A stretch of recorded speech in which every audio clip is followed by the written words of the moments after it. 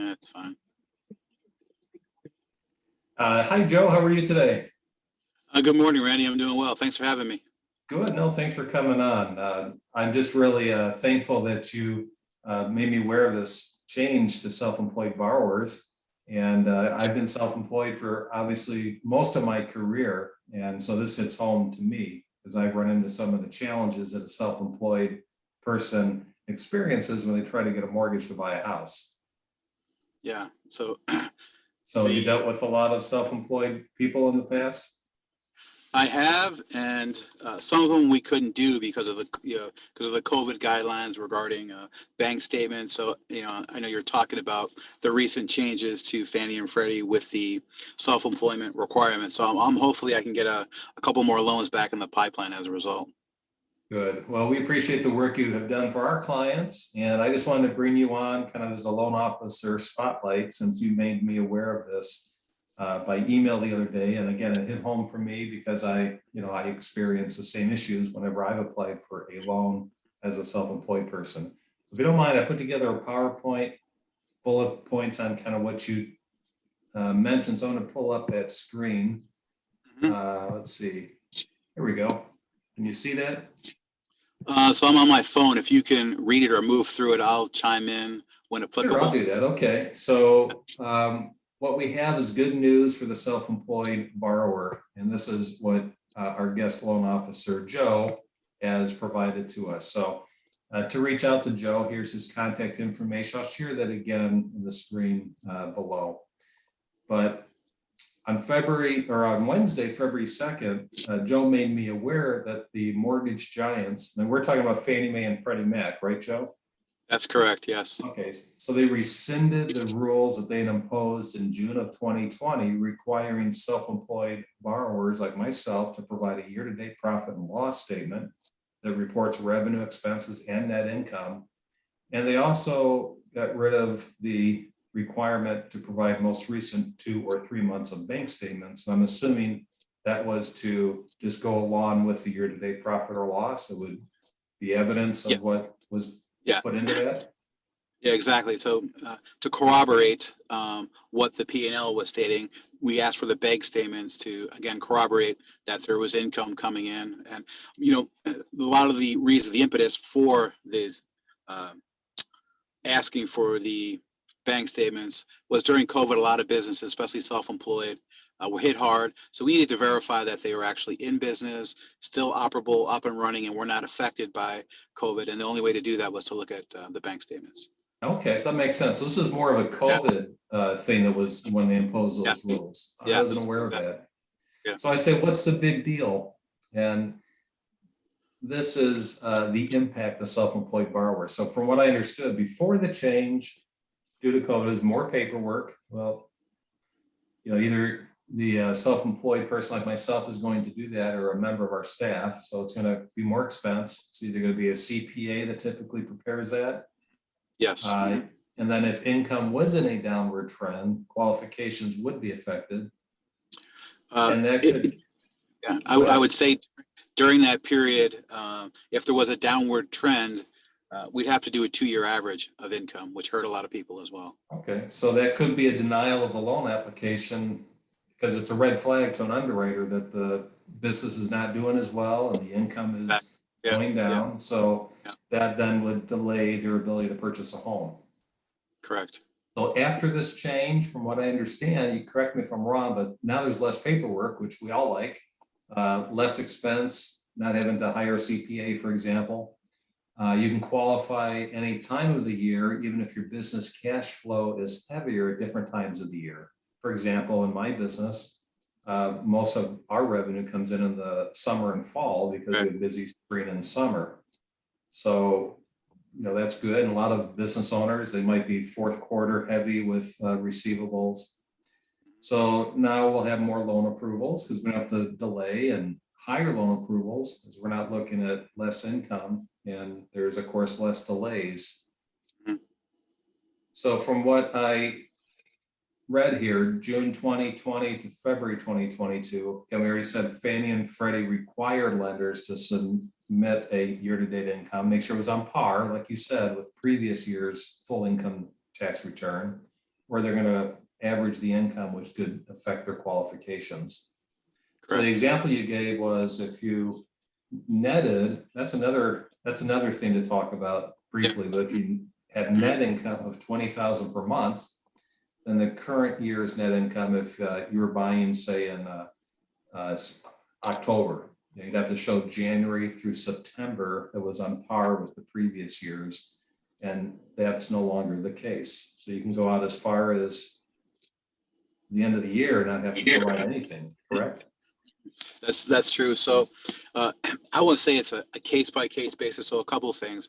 If you're a business owner, self-employed business owner, and you still have not yet filed your 2020 taxes, this is not going to be applicable to you. We're going to need to ask for a P&L. And quite frankly, there are a lot of business owners out there who have not filed their 2020 for many reasons. So if you are a self-employed business owner and have not filed your 2020 taxes, these new rules are not applicable to you. We're going to need a very detailed P&L, bank statements, and et cetera. However, okay, so that makes sense. So if you're a business owner, and a lot of them do, they extend their filing period. So March 15th, corporate returns are due, and they're just pushing those out further for whatever reasons. So case by case basis. Exactly. Some banks, lenders will have certain overlays pertaining to this, just to make sure that we've got qualified borrowers. So if right now I have a borrower file taxes 2020 and they're self-employed, we're not going to ask for a P&L statement until, if we do, it'll be after March. Okay, and we're not going to ask for a bank statement. So we'll use the 2020 returns to validate their income. Now, where the gray area comes in is come July, August, September, we're halfway through the year. So we will ask for a P&L. It's not going to be detailed. It's not going to be having to come from a CPA. So it's going to be incumbent upon the self-employed to put together accounts receivables, accounts payables. However, we are not going to ask for 3 months of bank statements to corroborate that P&L that the self-employed borrower. It's just, we just need to know, again, 6-7 months from now, when we're into the year, hey, are you making money? Are you up? Because as you know, underwriters look for a 2-year increase in income out 2 years out. So we want to make sure that the business is viable, up and running. So we will ask for a P&L later in the year, but not as detailed, not from a CPA, and we will not be asking to corroborate it with bank statements. So. Okay, so I'm going to stop the screen sharing, but for those that are watching, here's Joe's information, here's my information. Obviously, if you're looking to get a mortgage, have questions about financing, you can reach out to Joe. Questions about how to buy a house, when to buy a house, just questions about the whole process of buying or selling, you can reach out to me. So we'll bring you back on. So Joe, what you just said about that, is that a guaranteed rate issue with, because it didn't look like from what we were just looking at that that's what the requirement was. So we know lenders sometimes add things because it's common sense lending, want to make sure that they're doing good mortgages. Yeah. So again, it's common sense to make sure that the business is up and running, and we want to make sure that there's revenue coming in, right? But I think the key really is not asking for 90 days of bank statements to corroborate what the P&L is saying. And we used to ask for very detailed. It probably, I wouldn't say it's not going to be as detailed, but we will need to see something, a P&L showing some sort of income, but again, not backed up by bank statements. Yeah. Okay. Anything you want to add, Joe? Are there any other, I know for self-employed at least, there used to be, they used to have it easy, right? To state income years ago. Yeah. There's none of that going on right now. Is there anything else with self-employed specifically that you can think of that, I'll give you an example. So I always talk about being mortgage ready. So you want to prepare and work today based on what you want to buy in the future. And we touched a little bit on net income when we were doing that example of 20,000 net income. So there's a difference between gross income and then self-employed. They can, they have the ability to write off a lot of stuff. So can you maybe touch on that a little bit before we conclude? Yeah, no, that's a really good point. Just because you net $20,000 a month, doesn't mean you make $20,000 a month. You might write off your car, whatever's under your business. So that 20,000 may wind up being 5,000 gross income, right? So we go off the tax returns. What the AGI is the adjusted gross income. And this time of year right now is when you're getting ready to do your corporate tax returns, and you bring up a great point, getting bank ready. So just keep in mind, you may take a hit on your taxes this year to show more income, to get bank ready, to get you pre-approved. And now's the time of year to be thinking about that. I have a couple of borrowers right now that are going to their CPA, and I call the CPA, and most of them understand what's going on. We have a phone call, and this is the time of year to do it. So I usually say, so that $20,000 example, let's say it's they're making 30,000 gross, right? Mm-hmm. They're writing off $10,000 a month, so 120,000 in expenses like that car and the office supplies and the rent and everything, but they're netting that 20.